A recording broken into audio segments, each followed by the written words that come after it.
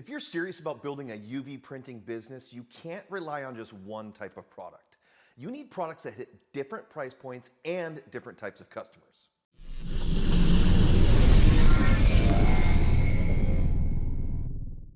What's going on, everyone, and welcome back to the Laser Garage. Today we're taking a look at the ArtisJet Trust UV printer again, and more importantly, what you can actually make with it. We're going to create 3 different business cards, starting simple, then moving into premium, and finishing with something a little more advanced and interactive. Along the way, I'll show you how this BEC1 Go technology works in real-world projects. Before we jump in, there's something worth mentioning though. First, I want to give a quick shout out to ArtisJet. They just won a Gold Edison Award for this BEC1 Go technology we're going to learn about here in this video. If you're not familiar, the Edison Awards recognize innovation, new technology, new ideas, things that actually push industries forward. And honestly, once you see what this is doing, it will make total sense to you. BEC1 Go is essentially combining multiple processes into one.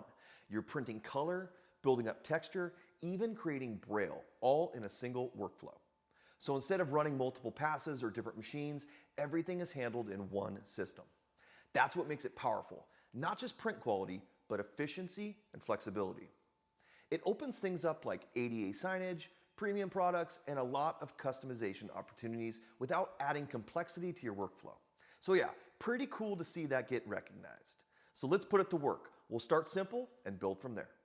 For our first project, I'm using a standard paper business card, and I'm keeping the design strictly CMYK. No white layer, no special effects. The card is already white, so we don't need to add anything to it. That keeps things simple, and it keeps your ink usage really low. If you look at the ink consumption here, it's minimal. So even though you're printing full color, your cost per piece stays extremely low, which is exactly what you want for higher volume work. Now, if you're new to UV printing, alignment might seem like the tricky part, but it's actually really simple. Inside ArtisRip, our design software, I'm creating a couple basic alignment boxes, just rectangles sized to match the cards. I duplicate them, space them out, and now I've got a layout that matches the print bed. Here's a simple trick that makes this even more useful. I center the front design in the first box and the back design in the second. That way I can use the same file to print both sides of the card. I run the first pass, swap the cards, flip them, and run them again. No second file, no realigning, everything stays consistent. It's a simple workflow, but it makes setup fast and repeatable. Once that's set up, the machine side is easy. I can line things up in seconds, and with the vacuum table holding everything flat, nothing shifts during the print. Now we're ready to run it. This is where the machine really shines. Fast, clean, and repeatable. And this is where it starts to make sense from a business standpoint. Low ink usage, fast print times, simple setup, perfect for bulk orders and everyday customers. But if you want to move into higher end work, you need a different approach. For this card, I'm using a simple jig that I made. It lets me load multiple cards at once and keep everything aligned. Pair that with stainless steel and everything changes. It's durable, it's heavy, and it immediately gives you that high-end feel. Now for this one, I'm using a white layer to actually build up the print and create an embossed effect. So instead of just printing color onto the surface, I'm adding dimension to it. This is where things start really separating from traditional printing. Using BEC1 Go technology, I can build up those raised elements and print everything in one process. No second pass, no realignment. If you want to see exactly how I set up these spot channels to make this all work, I've got a full video where I break down that step by step. I'll link to that below. Even with this added detail, the print time and ink usage are still really efficient. So even though this looks like a high-end product, your production cost stays reasonable. And this is the difference. You've got a flat print combined with raised elements you can actually feel. It adds real depth. This is the kind of card people don't throw away. From a business standpoint, this is where things really shift. Your material cost is higher, but the perceived value jumps way more than your cost. You're not competing on price anymore. You're selling something premium. And with the jig, you can batch these out efficiently. So even though each one takes longer, production stays manageable. This isn't just a card though, it's something memorable.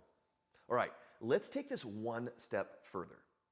For this card, I'm using a PVC business card with an RFID chip built in it. Instead of placing these directly on the bed, I'm using a sticky multi-mat. This works great for smaller items and keeps everything in place without needing a jig. Now on this one, I'm also using two different techniques. First, I'm building up certain elements using white ink, similar to the last project, to create a heavier embossed effect. Check out our print mode, ink consumption data, and print time estimation for this project. We're going with a heavier embosser, so it's going to take a bit more ink and time. But with current ink costs around 20 cents per milliliter, these cards are still very cost effective to produce. Let's run this one. Look at these finished results. That embossed effect really stands out and gives the card a premium feel. Now for a second version of this card, I'm using the exact same file, just switching the print mode.